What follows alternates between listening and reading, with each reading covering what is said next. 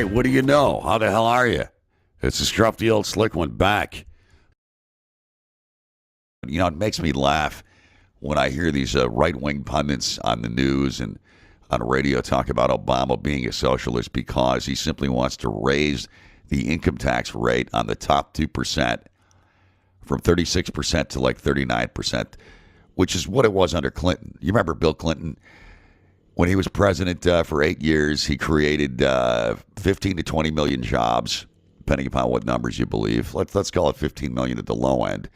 Median wages went up in 8 years. People's wages went up 8,000, which isn't a lot, but at least it's almost a cost of living increase each year.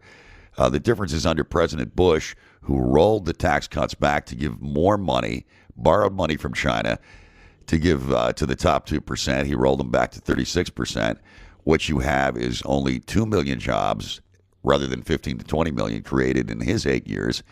Median wages up under Bill Clinton, 8,000. Under George Bush, down 2,000. So I laugh at these people that call Obama a socialist. Furthermore, Dwight Eisenhower back in the 1950s was a Republican.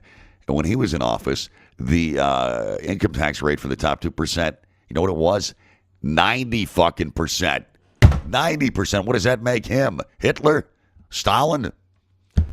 The fact of the matter is the United States is now fourth in inequality of all the countries in the world. Mexico is ahead of us, and I believe 2 other South American countries.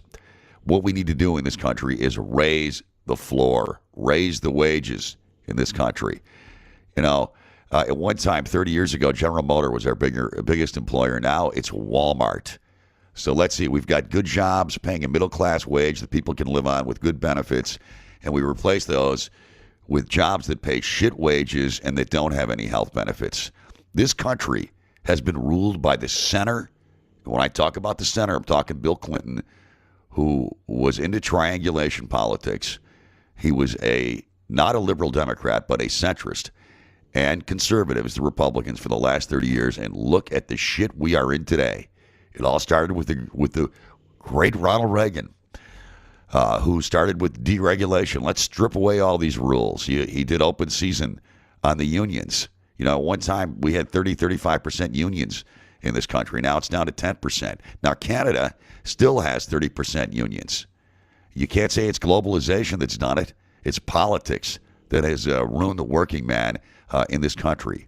So we've been ruled by the center and the right for the last 30 years. I'm saying it's time to take it to the left a little bit in this country and do something for the regular guy. Let's roll these tax cuts back. You want to do health insurance? Roll the tax cuts back. Bush's $1.6 trillion in tax cuts for the top 2%. That would more than pay for health insurance. It's just ridiculous. It just really is. There's no argument to this socialism thing. It's crazy. And socialism, by the way, is not communism. We have socialistic programs in this country. And any Republican congressman that wants to introduce a bill to repeal Social Security or Medicare or unemployment, I want to see them do that because I want to see how quickly they'll be voted out of office. It's just a joke. The inequality, we've got 47 million people without health insurance. There's 500,000 people a month losing their jobs in this country. What do you think they're doing for health insurance? You think their companies are going, hey, we got to lay you off, but you know what? We're going to pay your health insurance because we really care about you. It's bullshit. It's total bullshit. We need a public option with health care. I would advise you to call your congressman, call your senators, tell them you want a public option.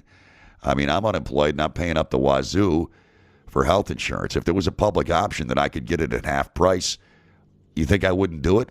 But that would create competition for the health insurance companies. And God forbid we have competition in this country. Didn't we have a thing called antitrust laws at one time that stopped corporations from becoming monopolies and getting too big? Since Ronald Reagan, we've welcomed that.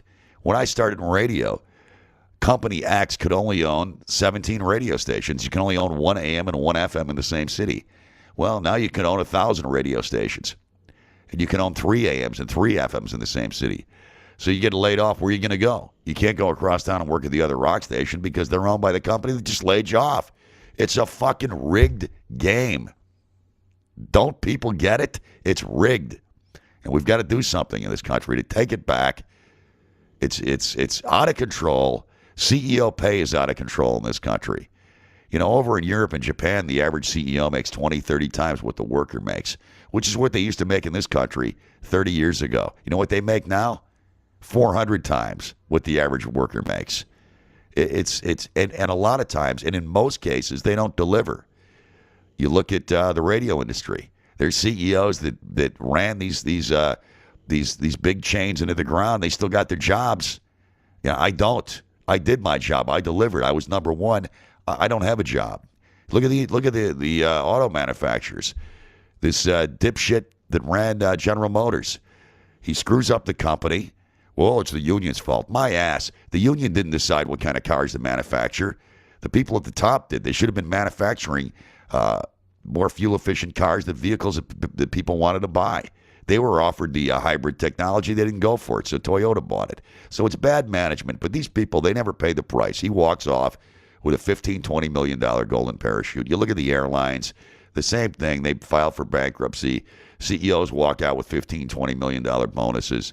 The employees, their benefits are cut. Their salaries are cut. It's just, when are people going to stand up to the top 2% in this country and stop being pushed around?